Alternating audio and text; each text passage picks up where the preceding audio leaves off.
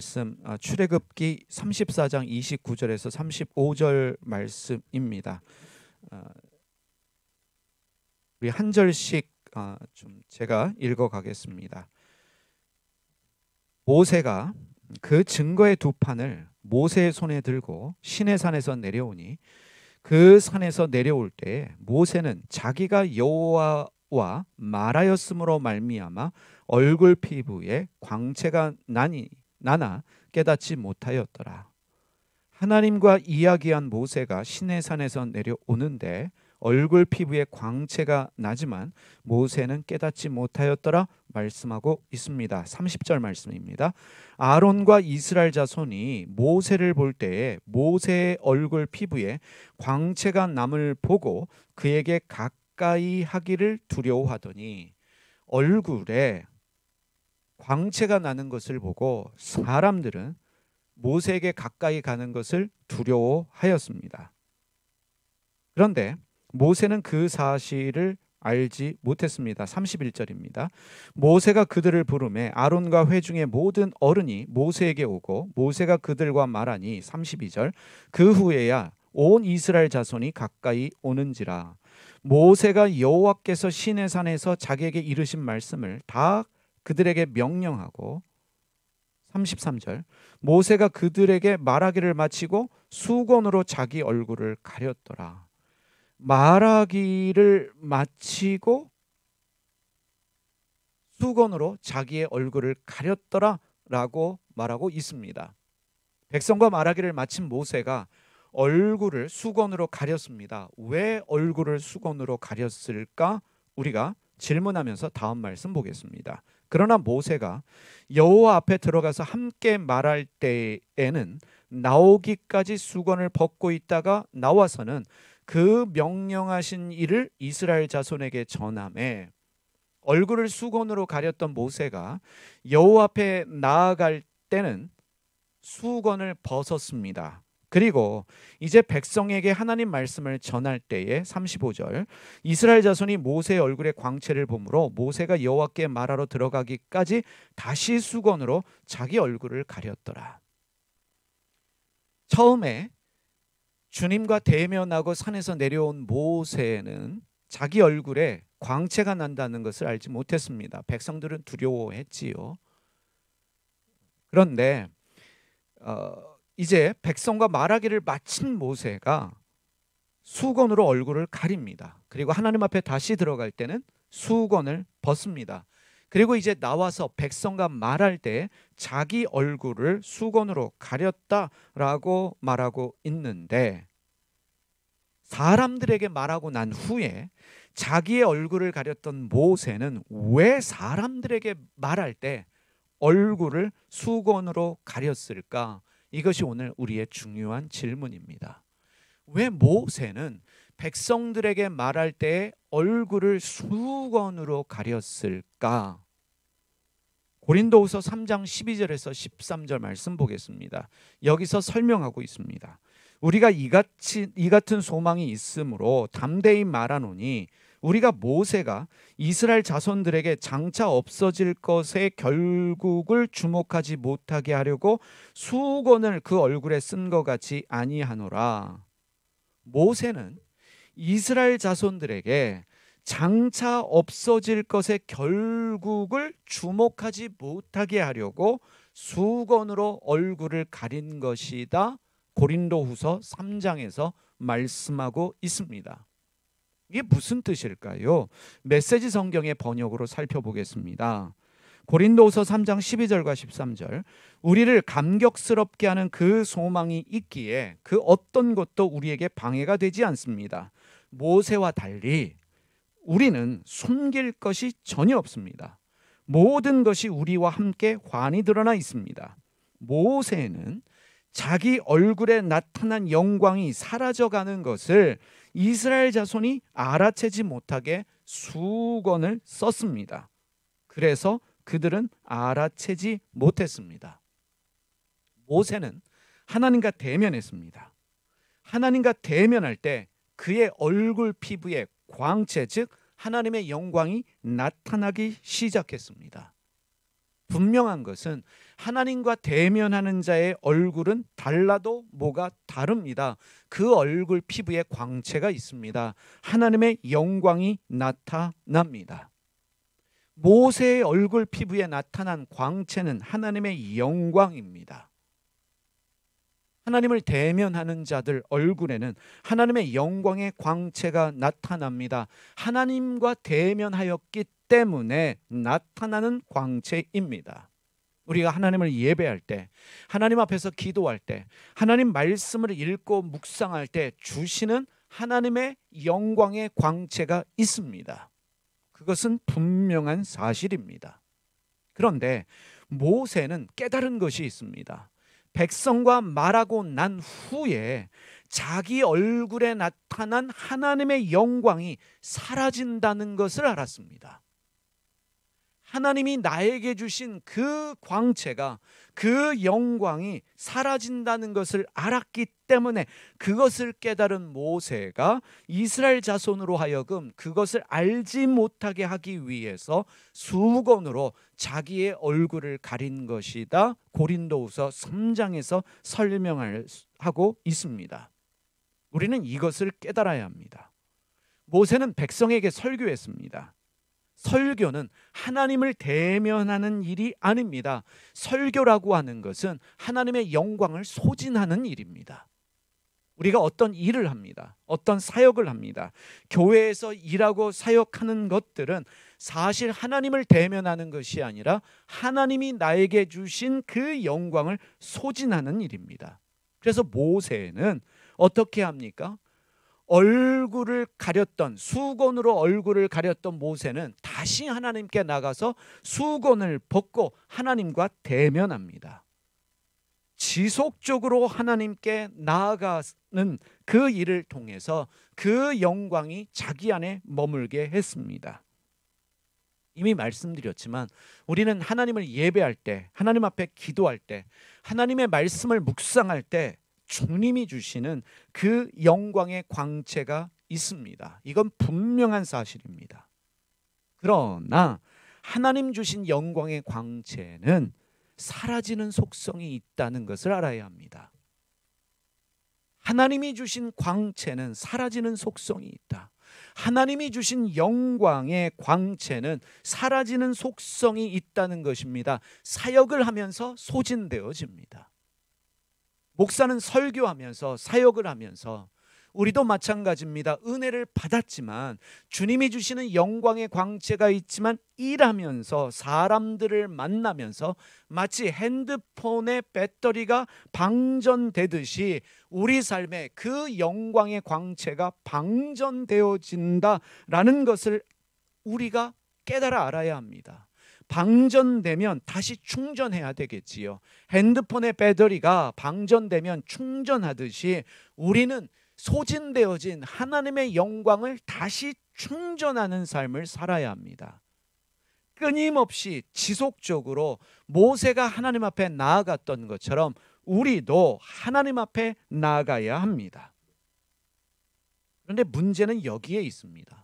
내가 방전되었다라는 것을 깨닫지 못하고 사는 사람들도 많지만 내 안에 은혜가 방전되었다, 하나님의 영광의 광채가 방전되었다라는 것을 깨닫지 못하고 사는 사람들도 많이 있지만 내가 방전돼 있다는 걸 알면서도 내가 하나님의 영광의 광채에서 지금 벗어났구나, 그 영광의 빛이 소진되었구나 라는 것을 알면서도 여전히 하나님 앞에 나아가지 못하는 사람들이 많이 있다는 것입니다. 그래서 우리가 어떻게 신앙생활합니까?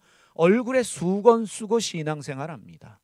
얼굴에 가면 쓰고 신앙생활하는 사람들이 의외로 많습니다. 얼굴에 수건을 쓰고 가면을 쓰고 가식적으로 신앙생활하고 있다는 것입니다. 그래서 교회 안의 생활과 교회 밖의 생활이 다릅니다. 소위 말하는 이중인격자들이 차고 넘치는 이유가 바로 여기에 있습니다. 하나님이 주신 영광의 그 광채를 회복하기 위해서 날마다 주님 앞에 나가서 내가 충전돼야 되는데 충전되지 못하고 방전된 삶을 삽니다. 10년 전에, 20년 전에 어느 부흥회에서, 집회에서 받은 설교의 은혜를 가지고 한때 기도했던 그 은혜를 가지고 살아가는 사람들이 의외로 많습니다. 그래서 거룩한 척하지만 거룩함의 능력이 나타나지 않습니다. 우리는 어떻게 신앙생활합니까? 죄를 지어도 회개하면 되지 뭐라고 생각합니다. 죄를 지어도 예수님만 믿으면 구원받는 것 아니냐라는 생각으로 신앙생활하고 있습니다. 끊임없이 같은 죄를 반복하고 있습니다. 내가 충전이 필요함에도 불구하고 충전되기 위해서, 새롭게 되기 위해서, 사라진 그 영광의 광채를 회복하기 위해서 주님 앞에 나가야 됨에도 불구하고 우리는 여전히 TV 앞에서 TV를 경배하고 있습니다. 핸드폰에 사로잡혀서 핸드폰에 마음을 빼앗기고 있는 것이 우리의 현실입니다.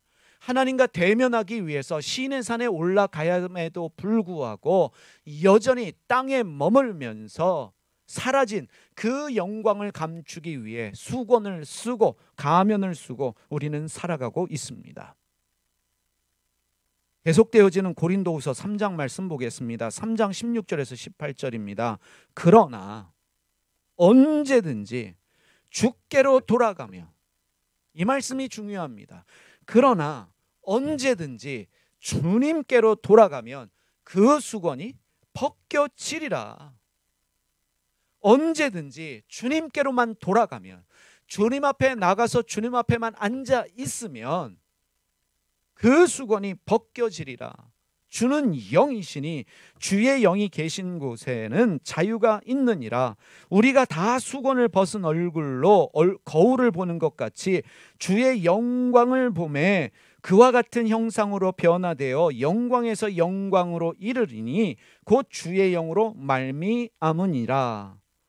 언제든지 주님 만나는 자리로 돌아갈 수 있어야 합니다. 주님의 임재가 있는 그 자리, 은혜의 자리로, 예배의 자리로, 기도의 자리로, 말씀의 자리로 우리가 갈 수 있어야 합니다.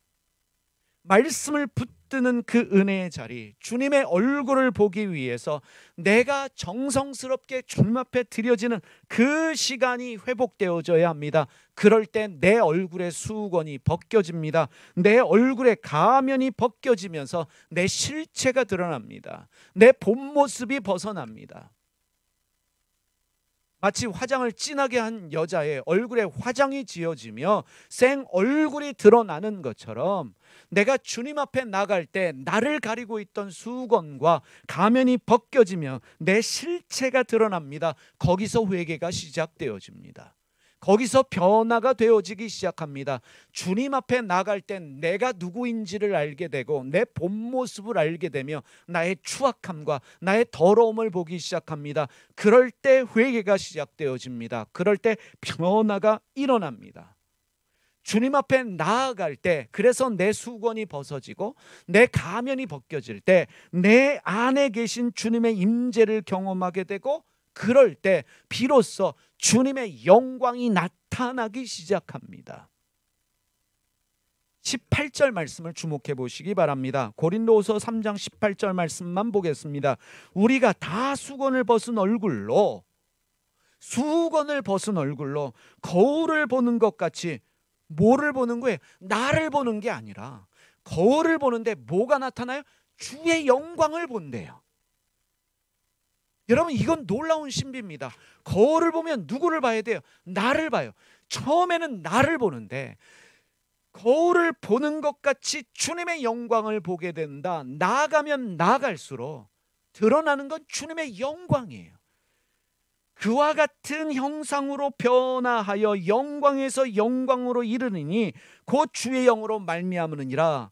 간단하게 이야기하면 주님 앞에 나아가면 주님의 영, 내 안에 계신 성령께서 나를 만지시기 때문에 거울에 비춰진 내 모습이 내가 아니라 주님의 영광, 주님을 닮은 모습으로 나타난다는 것입니다. 그 일을 누가 하신다는 거예요? 내 안에 계신 성령께서 하신다는 것입니다.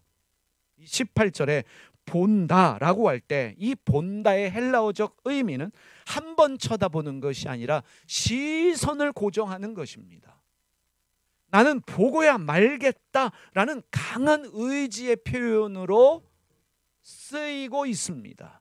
한 번 보고 마는 것이 아니라 나는 보고야 말겠다는 결단으로 뚫어지게 보는 것이 보는 것입니다.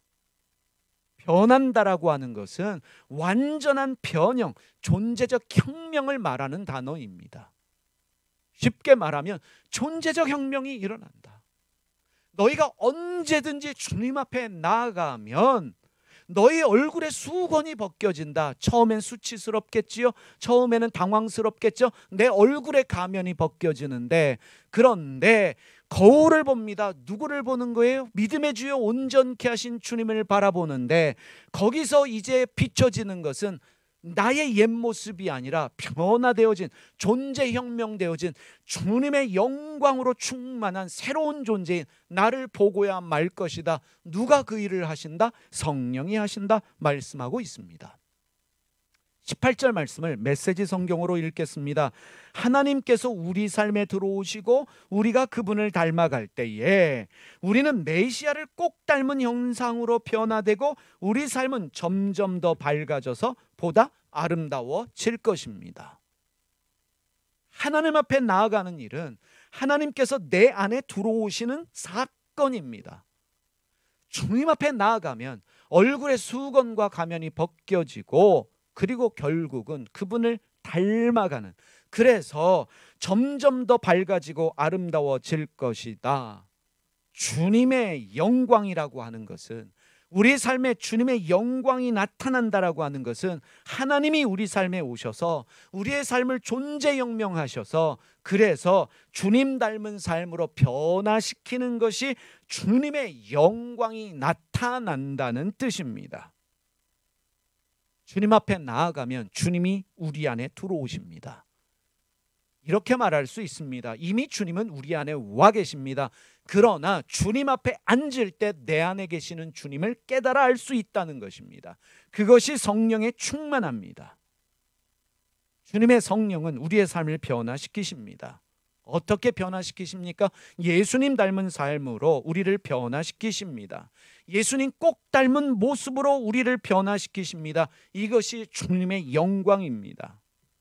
주님의 영광이 나타난다라고 하는 것은 예수님 닮은 모습으로 삶이 변화되어지는 것, 예수님같이 생각하고 예수님같이 말하고 예수님같이 행동하는 그것이 주님의 영광이 나타난다는 뜻입니다. 근데 우리는 착각하고 있습니다. 큰 교회에 대야 주님의 영광이 나타난다. 많은 사람들이 모이는 그 모임을 통해 주님의 영광이 나타난다.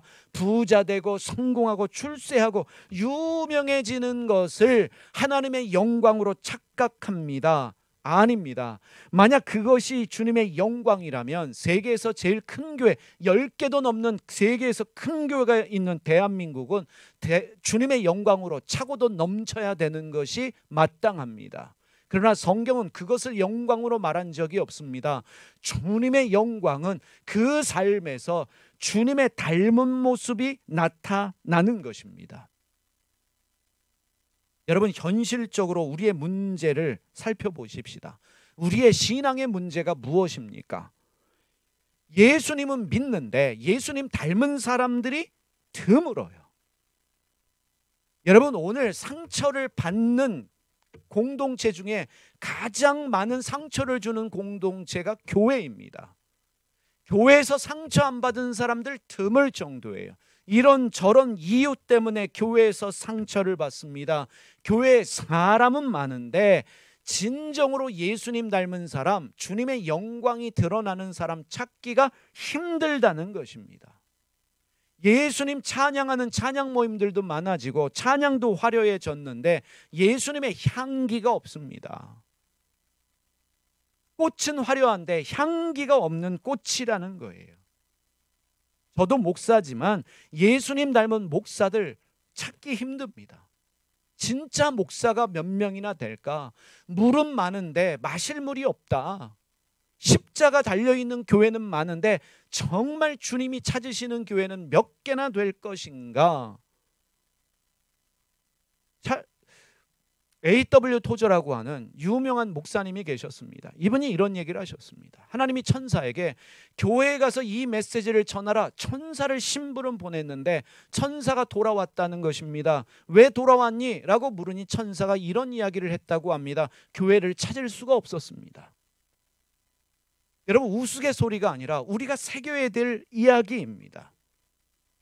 우리가 목표하는 교회가 무엇일까요?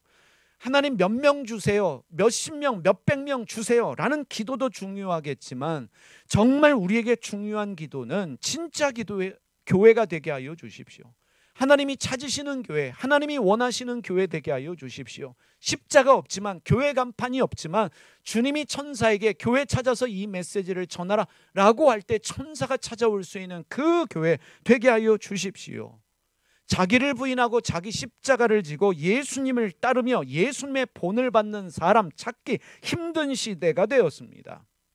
교회 안에도 거짓말이 난무합니다. 겉모술수로 사람 바보 만들고 사람을 모함하는 일들, 사기치는 일들 많이 있습니다. 교회 안에서 사기꾼들 난무하고 있고 실제로 사기치는 일들도 많이 있습니다. 미움과 배신이 충만합니다. 성령이 충만한 게 아니라 미움과 갈등이 충만합니다. 서로를 못 죽여 안달인 사람들도 적지 않아요. 예배 시간에 아멘 하지만 모임 끝나면 남의 말하고 남의 험담하고 남 끌어내리려고 작정한 사람들 너무 많아요. 권사인지 독사인지 구분 안 되는 사람들도 많이 있습니다. 목사인지 사기꾼인지 구분 안 되는 사람들도 많아요. 세상 사람들보다 못한 경우 많이 있습니다. 찬양과 예배는 화려해졌는데 주님의 영광이 보이질 않아요. 한마디로 수건으로 얼굴을 가리고 가면 쓰고 사는 사람들이 교회 안에 너무나 많다는 것입니다. 여러분, 막 살아도 예수만 믿으면 구원받는다면 세상 어떤 사람이 구원 못 받겠습니까? 막 살아도 예수만 믿으면 구원받는다. 세상 어떤 사람이 구원을 못 받겠습니까? 우리가 알아야 합니다. 구원의 시작은 믿음이지만 구원의 결국은 영화입니다. 구원의 시작은 믿음이지만 구원의 완성은 영화입니다. 영화는 예수님을 완벽하게 닮는 삶을 말합니다. 이것이 우리의 믿음이에요. 우리는 예수 믿고 의인이 됐습니다. 칭의라고 이야기하지요. 성령이 우리에게 오셔서 우리를 변화시키십니다. 성화라고 이야기합니다. 예수님 만나는 그때 우리는 완전히 변화되어진다. 어떻게? 예수님 닮은 사람으로. 이게 영화입니다. 하나님이 우리를 택하신 이유, 우리를 부르시고 믿게 하신 이유는 영화, 즉 예수님을 닮는 것입니다. 우리에게 영광을 주시기 위해서입니다. 모세는 자기에게 주신 영광이 사라진다는 것을 알고 끊임없이 주님 앞에 나아갔습니다. 수건을 벗고 가면을 벗어던지고 주님 앞에 나아갔습니다. 그를 통해 하나님의 영광이 나타난 이유입니다. 로마서 8장 30절 말씀 매우 중요한 말씀입니다.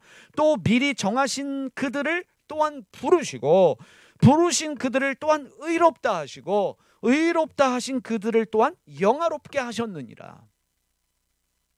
여러분, 하나님이 부르시는 거예요. 신앙은 내 선택이 아니라 하나님이 부르신 것이고 하나님이 부르신 자들을 의롭게 하십니다. 성령이 하시는 일이에요. 의롭게 하신 이들을 영화롭게 하십니다. 누가요? 성령께서요. 여러분, 사실 교회 안에는 두 부류가 있습니다. 부르신 자들이 있고 부르심이 없지만 자발적으로 와서 앉아있는 사람들이 있습니다. 여러분, 매우 중요합니다. 부르심 받은 사람들, 하나님이 부르셨기 때문에 교회에 앉아있는 사람들이 있고 취미이든 교양이든 인맥 때문이든 누구 때문이든 부르심이 없어도 자발적으로 와서 앉아있는 사람들이 있습니다. 목사도 마찬가지예요. 부르심 받은 목사가 있고 자발적으로 목사가 된 사람들이 있습니다. 여러분이 부르심 받은 사람들이 맞다면, 하나님이 택하셔서 부르신 자들이 맞다면 중요한 것은 하나님이 여러분들을 반드시 다루신다는 거예요. 부르심 받은 증거가 뭔지 아십니까? 하나님이 부르신 자들의 증거, 첫 번째는 하나님의 다루심이에요. 하나님이, 이건 설명할 수 없는 신비입니다. 왜 하나님이 야곱을 택하셨는지, 왜 하나님이 요셉을 택하셨는지, 왜 요셉을 택하셔서 쓰는지, 이건 구원과는 좀 다른 차원입니다. 하나님이 특별한 어떤 일을 위해서 거룩하게 구별하셔서 부르신 자들이 있는데, 이 부르신 자들을 주님이 간섭하십니다. 그래서 다루시기 때문에 하던 일도 안 되게 하시고, 남이 겪지 않아도 될 일을 겪게 하시고, 억울한 일도 당하게 하셔요. 똑같은 일을 했는데 어떤 사람은 하나님이 내버려 두시는 경우가 있는데, 어떤 사람은 내버려 두시지 않습니다. 내가 할 수 있는 일이 아무것도 없게 만드시는 경우도 있어요. 내려놓게 하셔요. 포기하게 하십니다. 멀리 떨어져서 고립되게 하시고 고독을 경험하게 하십니다. 여러분, 예수 믿는다고 모든 사람들이 광야를 갈까요? 평생 동안 광야 한 번도 가지 않는 사람들 있어요. 그런데 어떤 사람은 늘 광야에서 헤매고 있어요. 여러분, 지난주에 안식에 대한 설명 들으셨지요? 여러분, 새벽 예배에 안식에 대해 설명했습니다. 안식은 단순히 쉰다라는 뜻이 아니라 이 일을 내 힘과 내 노력을 멈추고 내려놓게 하시고 포기하게 하시고 고립되게 하시고 고독하게 하신다. 그게 안식일이에요. 그 안식일을 경험하지 않고 사는 사람들 의외로 많습니다. 그런데 어떤 사람은 반복적인 안식을 경험케 하시는 경우가 있습니다. 분명한 것은 부르심을 받았다는 거예요. 어떤 사람은 저렇게 살아도 하나님이 내버려 두시는 사람이 있어요. 근데 어떤 사람은 하나님이 반드시 개입하셔서 광야로 끌고 가십니다. 부르심 받은 증거예요. 왜? 영화롭게 만드시기 위해서. 두 번째로 부르심 받은 증거가 뭐냐? 누가 시키지 않아도 자발적으로 은혜의 자리를 찾아갑니다. 결국 광야를 통해서, 하나님이 허락하신 고난을 통해서 은혜의 자리로 자발적으로 찾아갑니다. 내가 가야 될 곳은 예배의 자리이구나, 기도의 자리이구나, 말씀의 자리이구나.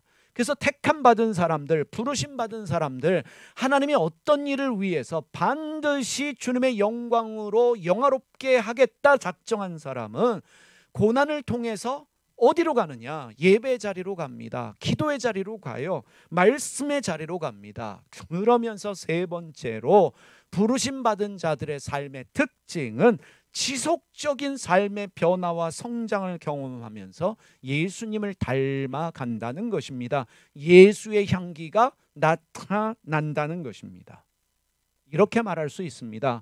하나님께서 나를 광야로 이끌어 가시는 이유, 안식의 날들을 허락하시는 이유는 은혜의 자리로 돌아가라, 그것을 깨닫게 하시기 위해서 나에게 광야를 허락하시는 것입니다. 매일같이 지금 나에게 주신 이 영광의 빛은 사라지는구나, 그것을 알기 때문에 수건을 가렸던 그것을 깨닫고 이 영광의 빛이 내게 있기 위해서는 지속적으로 주님의 은혜의 자리에서 내가 주님 닮아가기 위해서는 반복적으로 매일같이 주님 앞에 나가야 한다. 그래서 매일같이 하나님께 나아가며 하나님을 구하는 것입니다. 그러한 사람으로 만들기 원하신다는 주님의 뜻을 깨닫고 은혜의 자리로 나가야 합니다. 그래서 우리는 매일같이 하나님의 말씀을 먹고 엎드려 기도하는 사람이 되는 거예요. 하나님의 목적은 그거예요. 너는 말씀으로 살아야 된다.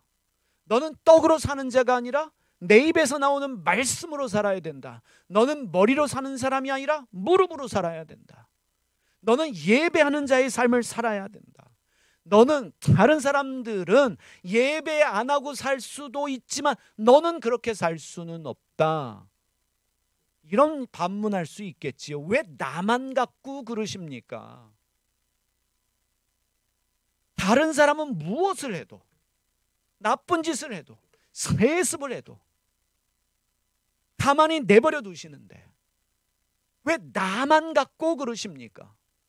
나는 그래도 헌금 열심히 하고 주님 열심히 섬기는데 이거 한 번 잘못했다고 왜 나만 갖고 그러십니까? 설명이 불가능합니다. 왜 나만 갖고 그러시는지, 나를 택하셔서 왜 나를 다루시는지 이해할 수 없는 하나님의 일하심입니다. 그러나 택함 받은 사람은 은혜의 자리로 나아갈 때, 기도와 예배와 말씀 자리로 나아갈 때 거기서 주님의 임재를 경험하며 주님의 음성을 들을 수 있습니다. 주님의 영광이 내 안에 만들어집니다. 그 안에서 성령이 일하심으로 말미암아 예수님 닮아가는 것입니다. 그래서 우리는요, 일이 안 풀리잖아요. 어려운 일이 생기잖아요. 고난과 안식이 내 안에 주어지며 광야길을 걸어갈 때, 내 삶이 힘들어지고 피폐해질 때 수건으로 얼굴을 가리고 가면으로 얼굴을 가리고 그렇게 마지못해 힘들게 살아가는 것이 아니라, 나를 은혜의 자리로 부르시는 주님의 부르심이구나, 주님의 사인이구나 라는 것을 깨닫고 빨리 주님 앞에 나가야 합니다. 그런데 사람의 이 죄성이라는 건 고집이 세다는 거예요. 내가 할 수 있는 한 내 힘으로 문제 해결해 보려고 노력을 합니다. 남의 얘기가 아니라 제 얘기예요. 여러분, 하나님이 택하신 야곱이 고집이 얼마나 셌습니까?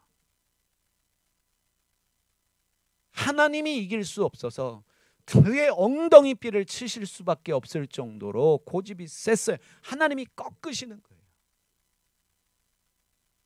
하나님이 나에게 지금 기도의 자리로, 예배의 자리로, 하나님과 독대하는 자리로 나와라 말씀하심에도 불구하고 그것을 깨닫지 못하고 내 힘과 내 노력으로 누군가를 붙잡아서 문제를 해결하려고 할 때에 더 깊은 광야로 들어갈 수밖에 없는 것이고, 손실은 더 생길 수밖에 없는 것이고, 더 내 마음과 내 뜻대로 되는 일 없게 하셔요. 여러분도 경험하셨을 거예요. 빨리 예배의 자리로, 기도의 자리로, 말씀의 자리로 나아가야 합니다. 기도 안 하고 내 힘으로 버티려고 하면 문제 해결이 되는 것이 아니라, 당연한 문제도, 당연히 쉽게 해결될 문제도 더 심각해진다는 거예요. 더 큰 손실이 생긴다는 것입니다. 만약에 여러분과 제가 부르심 받은 사람들이 맞다면, 여러분과 저는 기도 안 하면, 말씀의 은혜 가운데서 떠나고 하나님의 임재의 자리에서 떠나면 우린 될 일도 안 될 것입니다. 지난 몇 년 동안 경험한 일이에요. 형식적인 예배의 자리가 아니라 은혜의 예배의 자리로, 기도의 자리로, 하나님의 얼굴을 보기 위한 말씀의 자리로 돌아가는 일이 필요합니다. 만약 여러분과 제가 택함 받은 사람들이 맞다면, 하나님이 작정하시고 부르신 사람들이 맞다면, 여러분과 저를 어떤 특별한 일을 위해서 남은 자로 남겨두신 사람들이 맞다면, 우리는 절대로 일주일에 한 번 교회 나와서 예배드리는 것으로 충분하지 않을 것입니다. 남들은 기도 안 하고 살아도, 남들은 성경 안 읽고 살아도 다 그렇게 살 수 있어도 여러분과 저는 절대로 그렇게 살도록 하나님이 내버려 두시지 않을 거라는 것입니다. 왜? 주님은 여러분과 저를 모세와 같이 부르셨기 때문입니다. 나에게 사라지고 있는 이 주님의 영광을 알아차리고 수건으로 얼굴을 가렸던 모세가 곧바로 주님을 만나기 위해 다시 시내산으로 올라간 것처럼 우리의 삶에 이러한 결단이 필요합니다. 우리는 주님의 얼굴을 대면하는 자로 부르심을 받았습니다. 주님을 닮아야 되는 사람으로 작정하셨기 때문에 우리는 기도하지 않고 예배하지 않고 산다면 우리의 삶은 절대로 쉽지 않을 것입니다. 내가 하나님의 영광이 사라진 채로 살아가고 있구나. 10년 전의 은혜로, 5년 전의 은혜로 살아가고 있구나. 주님의 은혜는 끊임없이 나에게 새롭게 다가오고 있는데, 마치 이런 거지요. 지금 핸드폰이 매 새롭게 새로운 버전들이 출시되고 있는데 10년 전, 20년 전에 투지폰을 쓰고 있는 것과 똑같은 것입니다. 그러면서 옛날이요.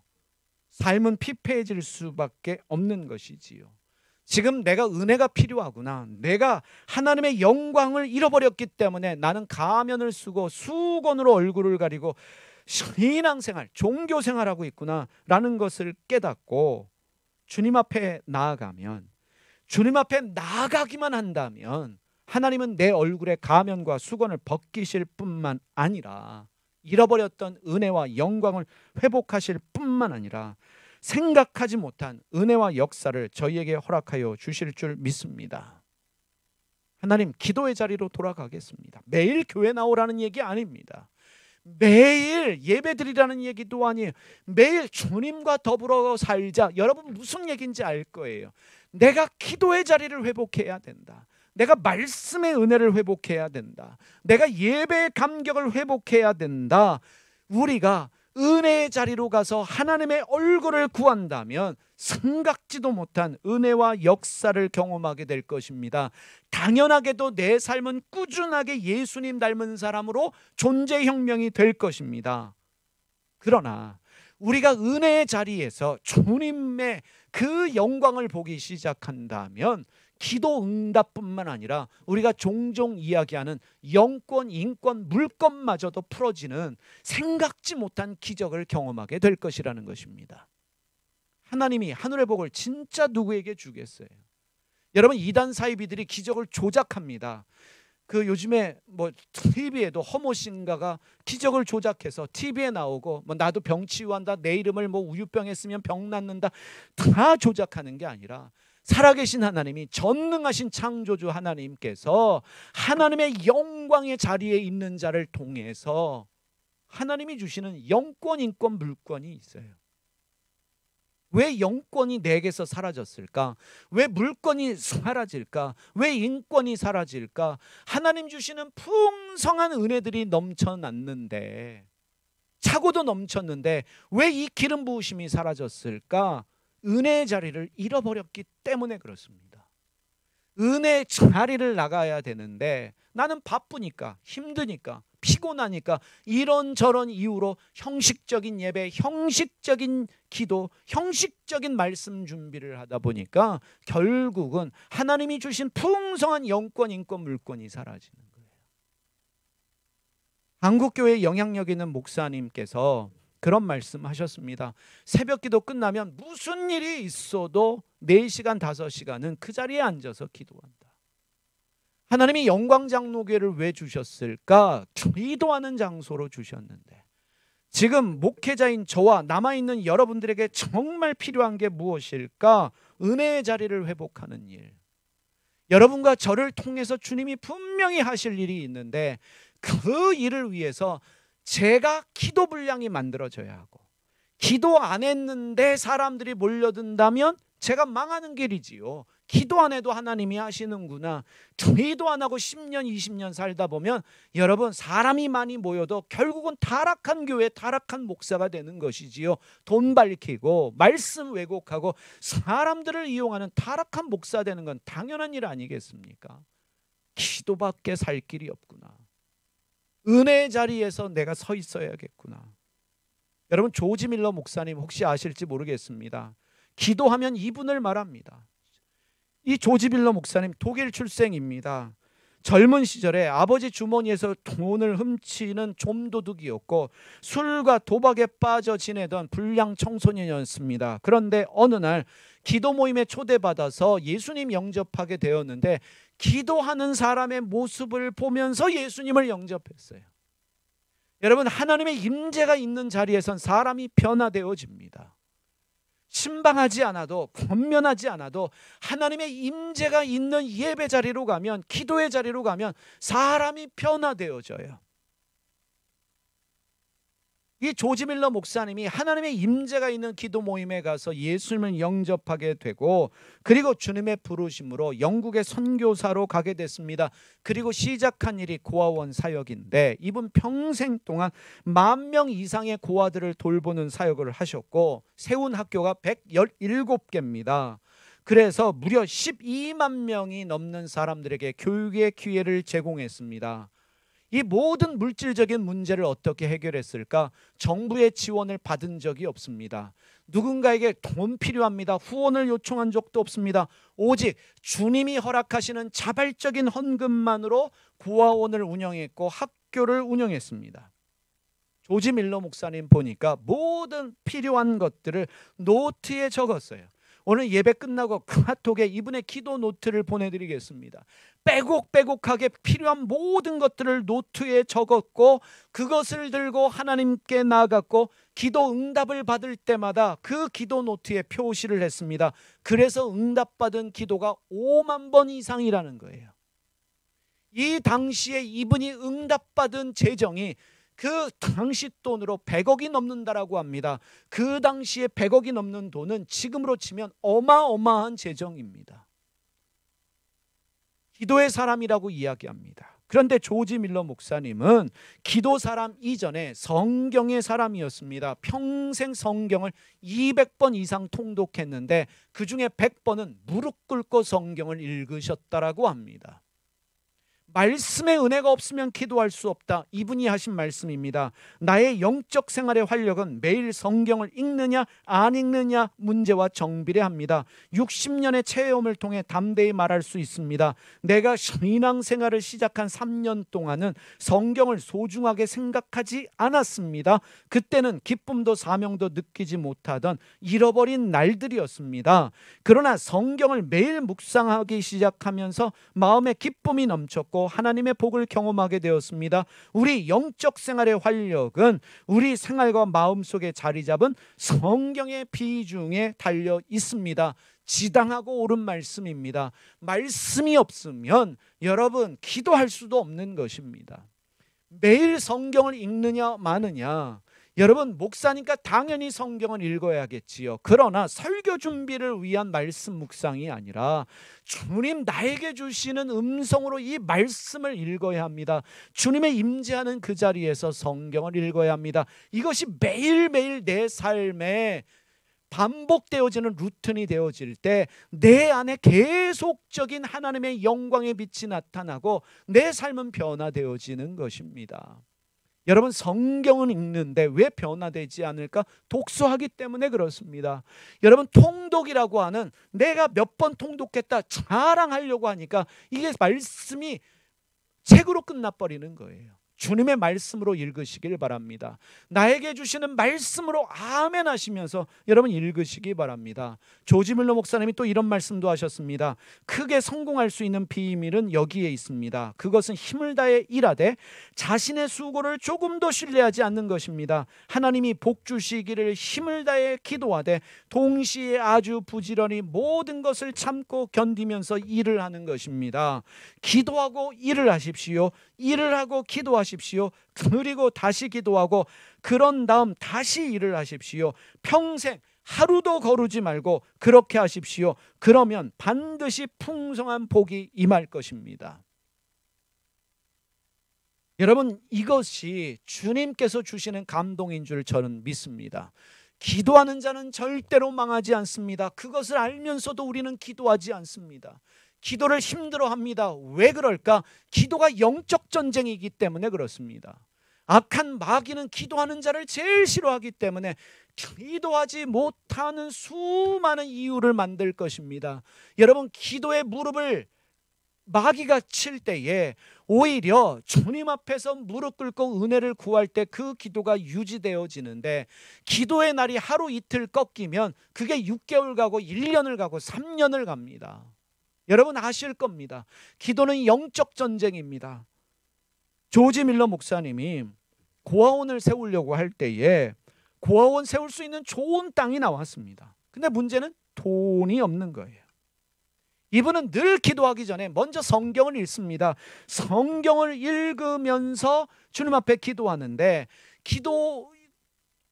고아원을 세우려고 기도하는데 먼저 성경을 읽었습니다. 근데 아무리 성경을 읽어도 나에게 주시는 감동의 말씀이 없었는데 갑자기 마태복음 6장 33절 말씀이 눈에 들어왔습니다. 그런즉 너희는 먼저 그의 나라와 그의 의를 구하라. 그리하면 이 모든 것을 너희에게 더하시리라. 이분은 이 말씀을 이렇게 깨달았습니다. 하나님, 고아원 땅을 사고 싶은 건 내 뜻일 수도 있습니다. 내 뜻이 아니라 주님 뜻이 이루어지게 하여 주시옵소서. 하나님 뜻대로 해 주시옵소서. 하나님 선한 때에 이루어 주시옵소서. 그래서 나서지 않았습니다. 어느 누구에게도 고아원을 사야 되는데, 땅을 사야 되는데 돈이 없습니다, 후원해 주십시오 라는 말도 하지 않았습니다. 오직 기도만 했습니다. 말씀 붙들고 기도했습니다. 이 모든 것을 너희에게 더하시리라. 내 뜻을 포기하면 하나님이 일하신다라는 믿음 가지고 매일같이 주님 뜻대로 해 주십시오 기도했습니다. 그런데 어느 날 주인에게 연락이 왔습니다. 혹시 이 땅에 관심 있습니까? 이 땅을 사고 싶으십니까? 당연히 조지 밀러 목사님 사고 싶었습니다. 네, 사고 싶습니다. 그런데 가격이 얼마입니까? 그런데 주인이 말한 가격은 자신이 생각한 것보다 몇 배가 더 비쌌습니다. 정직하게 이야기했습니다. 나는 살 수가 없습니다. 충분한 돈이 없기 때문입니다 라고 말하면서 계속적으로 기도했습니다. 저 땅이 주님이 예비하신 땅이라면 주님의 선한 길을 보여주십시오.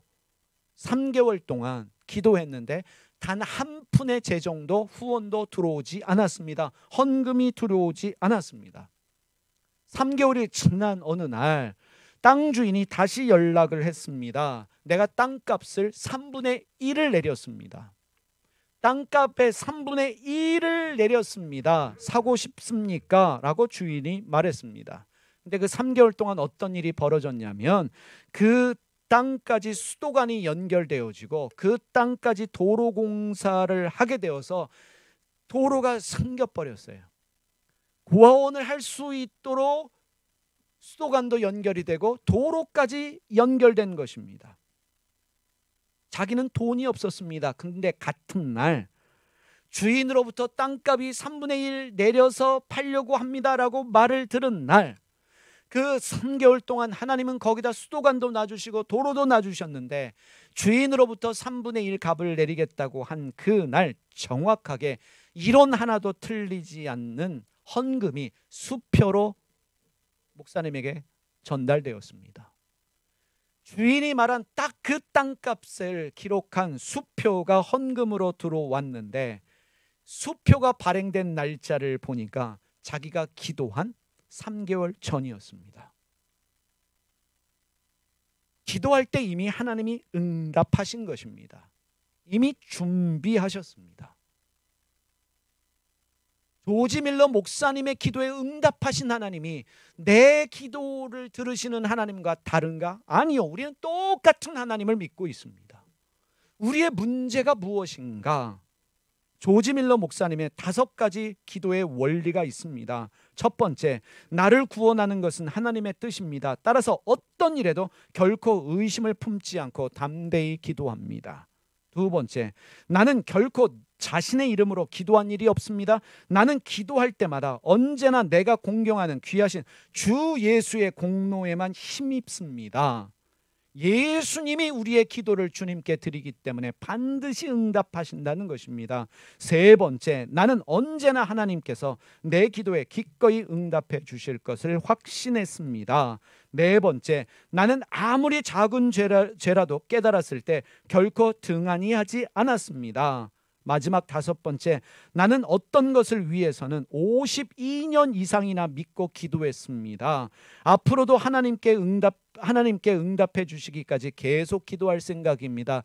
유명한 이야기 중에 하나가 친구의 예수님 영접을 위해 기도했는데 어떤 친구들은 자기 살아있는 동안에 주님 영접했지만 어떤 친구는 조지 밀러가 죽고 장례식할 때 예수님 영접했다라는 이야기도 있습니다.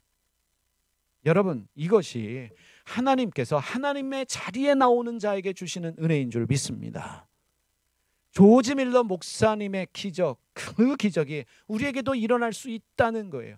매일같이 끊임없이 주님 앞에 나가서 말씀 붙들고 주님의 얼굴을 구하고 필요한 모든 것들을 하나 둘씩 기도할 때 하나님이 응답하여 주신다.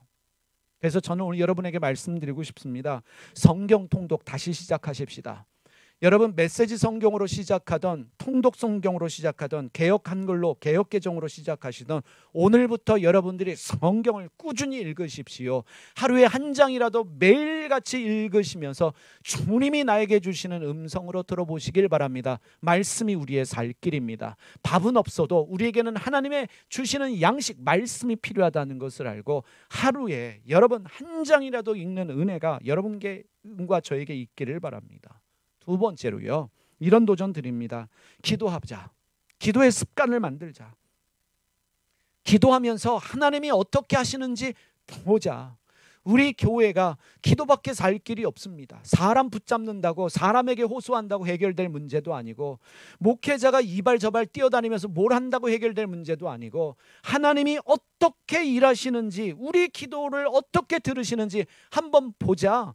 그래서 여러분 5월 한 달 동안, 아니요, 지금부터 여러분들이 기도의 습관을 만드셔야 되는데, 교회적 기도 제목 있습니다. 말 안 해도 여러분 아십니다. 목회자를 위한 기도 제목, 가정적 기도 제목 있습니다. 제가 지금 여러분들에게 뭔가를 이뤄놓고 여러분 기도하십시다 라고 말하는 것도 은혜가 되겠지만, 여러분 지금 여러분과 저는 함께 기도하면서 하나님이 어떻게 응답하시는지를 우리가 보기를 원합니다. 살아있는 간증을 우리에게 보여주실 줄 믿습니다. 그래서 여러분들도 기도 제목이 있다면, 여러분 개인이 기도할 수 있다면 기도하십시오. 그러나 함께 기도하기 원한다면 카톡방에 올려주시고, 목회자도 함께 기도에 동참했으면 좋겠다, 목사님 기도해 주십시오, 저에게 개인적으로 알려주시기 바랍니다.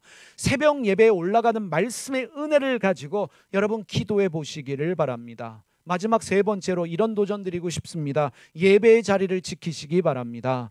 여러분 우리가 일주일에 한 번 공동체로 모여서 예배합니다. 지금은 우리가 하나님이 다루시는 과정이기 때문에 주일날 하루만 모여서 예배하지만 하나님이 어떻게 하실지 몰라요. 지금까지 제가 어떤 일을 결정하고 어떤 일을 말할 때 충분히 기도하고 충분히 하나님의 음성을 듣고 한 일이 없어요.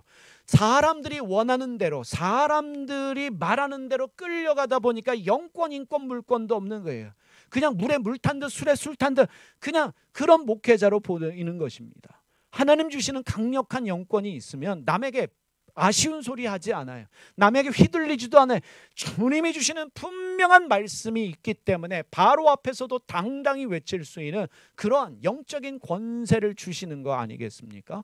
하나님이 지금 우리에게 원하시는 것, 이 세 가지인 줄 믿습니다. 사랑하는 우리 집사님들, 권사님들, 우리 저를 비롯해서 모든 분들이 이 세 가지를 기억하십시다. 오늘부터 말씀 읽으십시다. 기도의 자리로 가십시다. 5분이든 10분이든 기도 노트를 적으시고 자녀를 위한 기도 제목, 여러분 물질을, 여러분의 가정을 위한 기도 제목 적으시고, 교회를 위한 기도 제목 적으시고, 응답 주실 때마다 빨간 줄을 그으면서 하나님 어떻게 일하시는지를 보십시다.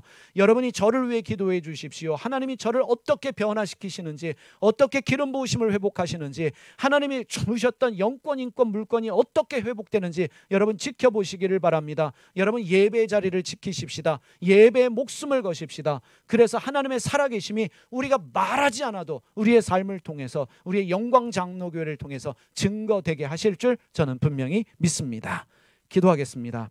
하나님 아버지, 우리에게 주신 영광이, 그 영광의 광채가 사라진다는 것을 알게 하여 주시고 늘 충전하기 위해서 하나님의 은혜의 자리로 담대히 나가게 하여 주시옵소서. 하나님 은혜의 자리로 담대히 나가서 주님의 얼굴을 대면하며 주님께 구하게 하여 주시옵소서. 내 삶이 변화될 뿐만 아니라 하나님 주시는 영권, 인권, 물권의 놀라운 축복의 역사를 경험할 수 있는 우리 사랑하는 교우들, 우리 모든 사람들 되게 하여 주시고, 하나님 목회자가 이 일에 앞장서게 하시고 엎드리게 하여 주시고, 하나님이 진정으로 원하는 그 일이 무엇인지를 알게 하여 주시옵소서. 욕심 버리게 하시고 야망을 버리게 하여 주시며 큰 교회 많은 사람들 위해 부르짖는 게 아니라 제가 먼저 바로 서게 하여 주시고, 제가 주님이 원하시는 그 모세와 같은 영성을 하는 자 되게 하여 주시고, 우리 남아있는 교우들이 그러한 삶을 살아갈 수 있도록 하나님 은혜로 함께 하시며 성령으로 충만케 하여 주시옵소서. 하나님 잃어버린 기도의 자리를 회복하게 하시며 말씀의 은혜를 회복하게 하시며 예배에 목숨 걸 수 있는 하나님의 사람들 다 되게 하여 주시옵소서. 예수님의 이름으로 기도드립니다.